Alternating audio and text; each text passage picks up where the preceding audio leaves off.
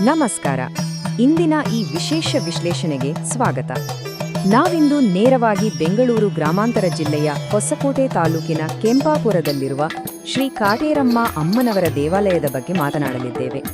ಬರೋಬ್ಬರಿ 300 ವರ್ಷಗಳ ಇತಿಹಾಸವಿರುವ ಈ ಅದ್ಭುತ ಕ್ಷೇತ್ರ ತನ್ನ ವಿಶಿಷ್ಟ ಸಂಪ್ರದಾಯಗಳಿಂದಲೇ ಭಕ್ತರನ್ನು ಹೇಗೆ ಸೆಳೆಯುತ್ತದೆ ಅನ್ನೋದನ್ನ ನಾವಿಂದು ತಿಳಿದುಕೊಳ್ಳೋಣ. ಬನ್ನಿ ಶುರು ಮಾಡೋಣ. ಎಷ್ಟಕ್ಕೂ ಹೊಸಕೋಟೆ ತಾಲೂಕಿನ ಈ ಪುಟ್ಟ ಗ್ರಾಮಕ್ಕೆ ಪ್ರತಿದಿನ ಸಾವಿರಾರು ಭಕ್ತರು ಯಾಕೆ ಸಾಗರೋಪಾದಿಯಲ್ಲಿ ಹರಿದು ಬರುತ್ತಾರೆ? ಆ ಭಕ್ತಿ, ಆ ನಂಬಿಕೆಗೆ ಕಾರಣವಾಗಿರುವ ಶಕ್ತಿ ಆದ್ರೂ ಯಾವುದು? ಒಬ್ಬ ಸಾಮಾನ್ಯ ಭಕ್ತನ ಪಾಲಿಗೆ ಇಲ್ಲಿನ ಅಮ್ಮನವರು ಕಲ್ಪವೃಕ್ಷವಾಗಿ ಬದಲಾಗಿದ್ದು ಹೇಗೆ ಅನ್ನೋದೇ ನಿಜಕ್ಕೂ ಒಂದು ರೋಚಕ ವಿಷಯ ಅಲ್ವಾ? ಇವತ್ತಿನ ನಮ್ಮ ಈ ಪಯಣದಲ್ಲಿ ಮುಖ್ಯವಾಗಿ 4 ವಿಷಯಗಳನ್ನು ನೋಡಲಿದ್ದೇವೆ. ಮೊದಲನೇದಾಗಿ ಕ್ಷೇತ್ರದ ದಿವ್ಯ ಇತಿಹಾಸ, ನಂತರ ಇಲ್ಲಿನ ವಿಶಿಷ್ಟ ಹರಕೆಗಳು, ಆಮೇಲೆ ವಿಶೇಷ ಪೂಜೆ ಮತ್ತು ಅಲಂಕಾರ, ಕೊನೆಯದಾಗಿ ಭಕ್ತಿಯ ಮಹತ್ವ. ಮೊದಲಿಗೆ ಕ್ಷೇತ್ರದ ದಿವ್ಯ ಇತಿಹಾಸದ ಕಡೆ ಗಮನ ಹರಿಸೋಣ. 2 ಹಾಲಿನ ಮರಗಳ ಬಳಿ ನಡೆದ 300 ವರ್ಷಗಳ ಹಿಂದೆ ನಡೆದ ಆ ದಿವ್ಯ ಪವಾಡದ ಬಗ್ಗೆ ತಿಳಿಯೋಣ. ಇತಿಹಾಸದ ಪುಟಗಳನ್ನು ತಿರುವಿ ಹಾಕಿದ್ರೆ ನಮಗೆ ಸಿಗುವ ಅತ್ಯಂತ ಆಶ್ಚರ್ಯದ ವಿಷಯ ಅಂದ್ರೆ, ಸುಮಾರು 300 ವರ್ಷಗಳ ಹಿಂದೆ 2 ಹಾಲಿನ ಮರಗಳ ಬಳಿ ಶ್ರೀ ಕಾಳಿದೇವಿ ಹಾಗೂ ಶ್ರೀ ಮುನೇಶ್ವರ ಸ್ವಾಮಿಯ ದಿವ್ಯ ಸ್ವರೂಪಗಳು ಪ್ರಕಟವಾದುವು ಅನ್ನೋದು. ಹೌದು, ಆ 2 ಹಾಲಿನ ಮರಗಳೇ ಈ ದೇವಸ್ಥಾನದ ಶಕ್ತಿಯ ಮೂಲ. ತದನಂತರ ಅಲ್ಲಿ ಅಮ್ಮನವರ ಮೂಲ ವಿಗ್ರಹವನ್ನ ಪ್ರತಿಷ್ಠಾಪಿಸಿ ಪೂಜೆ ಶುರು ಮಾಡಲಾಯಿತು. ಇವತ್ತು ಅದೇ ಸ್ಥಳ ಪ್ರತಿದಿನ ಸಾವಿರಾರು ಭಕ್ತರ ಆಶಾಕಿರಣವಾಗಿದೆ. ನೀವಿಲ್ಲಿ ಗಮನಿಸಬೇಕಾದ ಇನ್ನೊಂದು ಮುಖ್ಯವಾದ ವಿಚಾರ ಅಂದ್ರೆ, ಶ್ರೀ ಕಾಟೇರಮ್ಮ ಅಮ್ಮನವರು ಇಲ್ಲಿ ರುದ್ರ ಸ್ವರೂಪದಲ್ಲಿ ದರ್ಶನ ಕೊಡ್ತಾರೆ. ರುದ್ರ ಸ್ವರೂಪ ಅಂದ ತಕ್ಷಣ ಉಗ್ರರೂಪ ಅಂತ ಅನ್ಸಿದ್ರೂ ಭಕ್ತರ ಪಾಲಿಗೆ ಇದುವೇ ಅತಿ ದೊಡ್ಡ ರಕ್ಷಾ ಕವಚ. ಈ ಉಗ್ರ ಸ್ವರೂಪವನ್ನ ಜನ ಎಷ್ಟು ಭಯ ಭಕ್ತಿಯಿಂದ ಪೂಜಿಸ್ತಾರೆ ಅಂದ್ರೆ, ದೇವಿಯ ಈ ರೂಪ ದರ್ಶನದಿಂದ ಮನಸ್ಸಿನ ಭಯವೆಲ್ಲ ದೂರವಾಗಿ ಒಂದು ಅದ್ಭುತವಾದ ಧೈರ್ಯ ಮೂಡುತ್ತೆ ಅನ್ನೋದು ಭಕ್ತರ ದೃಢ ನಂಬಿಕೆ. 2ನೇ ಭಾಗವಾಗಿ ಇಲ್ಲಿನ ವಿಶಿಷ್ಟ ಹರಕೆಗಳ ಬಗ್ಗೆ ಮಾತನಾಡೋಣ.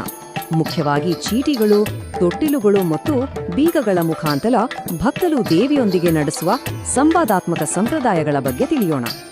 ಇಲ್ಲಿನ ಬಹಳ ಜನಪ್ರಿಯ ಹಾಗೂ ವಿಶಿಷ್ಟವಾದ ಆಚರಣೆ ಅಂದ್ರೆ 9 ವಾರಗಳ ಕಾಲ 2 ಹಾಲಿನ ಮರಗಳು ತೆಂಗಿನಕಾಯಿ ಕಟ್ಟುವ ಹರಕೆ.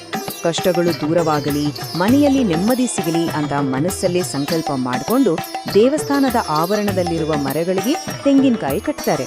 ಹೀಗೆ ಒಮ್ಮೆ ಶುರು ಮಾಡಿದ್ಮೇಲೆ ಸತತ 9 ವಾರಗಳ ಕಾಲ ಯಾವುದೇ ಚ್ಯುತಿ ಬರದಂತೆ ಈ ಭಕ್ತಿಯನ್ನ ಮುಂದುವರಿಸೋದು ಇಲ್ಲಿನ ವಿಶೇಷ.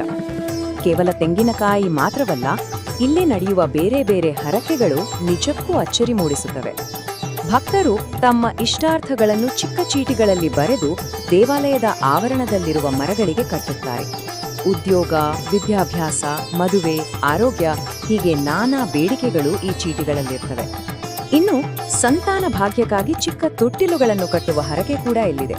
ಹಾಗೇನೆ ಜೀವನದ ಅಡೆತಡೆಗಳು, ಕಷ್ಟದ ಸಮಸ್ಯೆಗಳ ನಿವಾರಣೆಗಾಗಿ ಮರಗಳಿಗೆ ಬೀಗ ಹಾಕುವ ಹರಕೆಯೂ ಕೂಡ ಇಲ್ಲಿ ಬಹಳ ಪ್ರಸಿದ್ಧವಾಗಿದೆ. ಈ ಎಲ್ಲ ಹರಕೆಗಳ ನಡುವೆ ದೇವಿಗೆ ಅತ್ಯಂತ ಪ್ರಿಯವಾದ ಒಂದು ವಿಶೇಷ ಸೇವೆ ಇದೆ. ಅದೇ ಬೆಲ್ಲ ದೀಪ. ಹೌದು, ಬೆಲ್ಲದಿಂದಲೇ ಮಾಡಿದ ದೀಪದಲ್ಲಿ ಬೆಳಗುವುದು ಅಮ್ಮನವರಿಗೆ ಎಲ್ಲಿಲ್ಲದ ಪ್ರೀತಿ.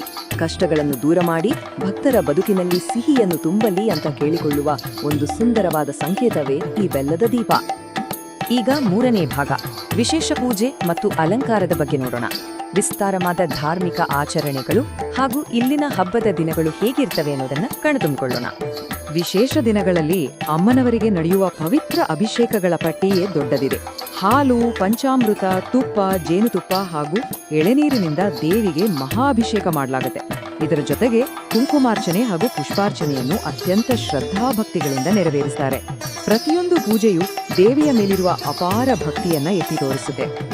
ಈ ವಿಶೇಷ ಅಲಂಕಾರದ ದಿನಗಳಲ್ಲಿ ಆ ದಿವ್ಯ ವಿಗ್ರಹವನ್ನ ನೋಡೋದೇ ಒಂದು ಕಣ್ಣು ಹಬ್ಬ ಖಂಡಿತ. ಆ ಅದ್ಭುತವಾದ ಅಲಂಕಾರವನ್ನ ವರ್ಣಿಸಲು ಭಕ್ತರು ಹೇಳುವ ಒಂದೇ ಮಾತು, ಅಮ್ಮನವರ ಸೌಂದರ್ಯ ನೋಡಲು ಈ 2 ಕಣ್ಣು ಸಾಲದು ಅಂತ. ದೇವಿಯ ಆ ದಿವ್ಯ ತೇಜಸ್ಸು ಎಂಥವರನ್ನು ಕೂಡ ಮಂತ್ರಮುಗ್ಧರನ್ನಾಗಿಸುವ ಶಕ್ತಿ ಹೊಂದಿದೆ. ಇನ್ನು ದೇವಸ್ಥಾನದ ವಾತಾವರಣದ ಬಗ್ಗೆ ಹೇಳೋದಾದ್ರೆ, ಸಾಮಾನ್ಯ ದಿನಗಳಲ್ಲಿ ಭಕ್ತರು ಬಹಳ ಶಾಂತವಾಗಿ ಏಕಾಗ್ರತೆಯಿಂದ ತಮ್ಮ ಪ್ರಾರ್ಥನೆಯನ್ನ ಸಲ್ಲಿಸ್ತಾರೆ. ಆದ್ರೆ ಭಾನುವಾರ, ಮಂಗಳವಾರ, ಶುಕ್ರವಾರ ಅಥವಾ ಅಮಾವಾಸ್ಯೆ, ಹುಣ್ಣಿಮೆಯಂತಹ ಶುಭ ದಿನಗಳಲ್ಲಿ ಬಂದು ನೋಡಬೇಕು. ಸಾವಿರಾರು ಸಂಖ್ಯೆಯಲ್ಲಿ ಭಕ್ತರು ಸೇರೋದ್ರಿಂದ ಇಡೀ ಆವರಣದಲ್ಲಿ ಒಂದು ದೊಡ್ಡ ಜಾತ್ರೆಯ ಸಂಭ್ರಮವೇ ಮನೆ ಮಾಡಿರುತ್ತೆ. ಕೊನೆಯದಾಗಿ 4ನೇ ಭಾಗ, ಭಕ್ತಿಯ ಮಹತ್ವ. ಈ ದೇವಸ್ಥಾನ ಇಡೀ ಸಮುದಾಯದ ಮೇಲೆ ಬೀರಿರುವ ಅಂತಿಮ ಆಧ್ಯಾತ್ಮಿಕ ಪ್ರಭಾವದ ಬಗ್ಗೆ ನಾವೀಗ ತಿಳಿಯೋಣ. ಇಲ್ಲಿನ ಭಕ್ತರ ನಂಬಿಕೆಯ ಮತ್ತೊಂದು ಅತಿ ಮುಖ್ಯವಾದ ಅಂಶ ಅಂದ್ರೆ ನರದೃಷ್ಟಿಯ ನಿವಾರಣೆ. ಎಷ್ಟೋ ಜನರಿಗೆ ಇದು ಜೀವನದ ದೊಡ್ಡ ಸಮಸ್ಯೆಯಾಗಿರುತ್ತೆ ಅಲ್ವಾ? ಆದ್ರೆ ಅಮ್ಮನವರ ಒಂದು ದರ್ಶನ ಹಾಗೂ ಕೃಪೆಯಿಂದ ಎಂಥದ್ದೇ ನರದೃಷ್ಟಿ ಅಥವಾ ಕೆಟ್ಟ ಶಕ್ತಿಗಳಿದ್ರೂ ಅದು ಸಂಪೂರ್ಣವಾಗಿ ನಾಶವಾಗುತ್ತೆ ಅನ್ನೋದು ಭಕ್ತರ ಅಚಲವಾದ ನಂಬಿಕೆ. ಇದೆಲ್ಲದರ ಆಚೆಗೆ ಭಕ್ತರ ಅಂತಿಮ ಆಧ್ಯಾತ್ಮಿಕ ಗುರಿಗಳು ಮತ್ತಷ್ಟು ಆಳವಾಗಿವೆ. ಕೇವಲ ಭೌತಿಕ ಸುಖಗಳನ್ನಷ್ಟೇ ಕೇಳದೆ ತಾವು ಹಿಂದೆ ಮಾಡಿದ ಪಾಪಗಳಿಗೆ ಪ್ರಾಯಶ್ಚಿತ್ತ ಸಿಗಲಿ, ಧರ್ಮದ ದಾರಿಯಲ್ಲಿ ನಡೆಯಲು ತಮಗೆ ಸದ್ಬುದ್ಧಿ ಹಾಗೂ ಶಕ್ತಿ ಕರುಣಿಸಲಿ ಅಂತ ಬೇಡಿಕೊಳ್ತಾರೆ.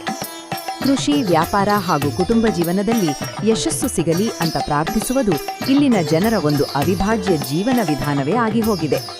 ಈ ಎಲ್ಲವನ್ನೂ ತಿಳಿದ ನಂತರ ನಾವೆಲ್ಲರೂ ಅಚ್ಚರಿಪಡುವ ಹಾಗೂ ಯೋಚಿಸಬೇಕಾದ ಒಂದು ವಿಷಯವಿದೆ. 300 ವರ್ಷಗಳ ಹಿಂದಿನ ಆ ಒಂದು ಸಂಪ್ರದಾಯ ಇಂದಿಗೂ ಕೂಡ ಒಂದು ಇಡೀ ಸಮುದಾಯದ ನಂಬಿಕೆ ಹಾಗೂ ಭವಿಷ್ಯವನ್ನು ಇಷ್ಟೊಂದು ಪ್ರಬಲವಾಗಿ ಹೇಗೆ ಮುನ್ನಡೆಸುತ್ತಿದೆ? ಬಹುಶಃ ಇದುವೇ ನಂಬಿಕೆಯ ನಿಜವಾದ ಶಕ್ತಿ ಮತ್ತು ಆ ಅದ್ಭುತ ಶಕ್ತಿಯೇ ಶ್ರೀ ಕಾಟೇರಮ್ಮ ಅಮ್ಮನವರು. ಈ ಸ್ಫೂರ್ತಿದಾಯಕವಾದ ಮಾಹಿತಿಯನ್ನು ನಿಮ್ಮೊಂದಿಗೆ ಹಂಚಿಕೊಂಡಿದ್ದು ನಿಜಕ್ಕೂ ಸಂತೋಷ ತಂದಿದೆ.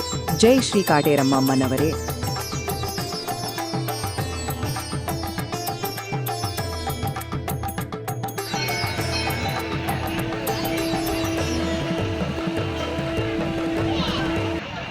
ಹಲೋ, ಹಾಯ್ ಸ್ನೇಹಿತರೆ, ಎಲ್ಲರೂ ನಮ್ಮ news channel MS media news ದಯವಿಟ್ಟು ಸಬ್ಸ್ಕ್ರೈಬ್ ಮಾಡಿ ಮತ್ತು ಲೈಕ್ ಮಾಡಿ. ನಮ್ಮ ಚಾನೆಲ್ ವೀಕ್ಷಿಸಿ. ಧನ್ಯವಾದಗಳು.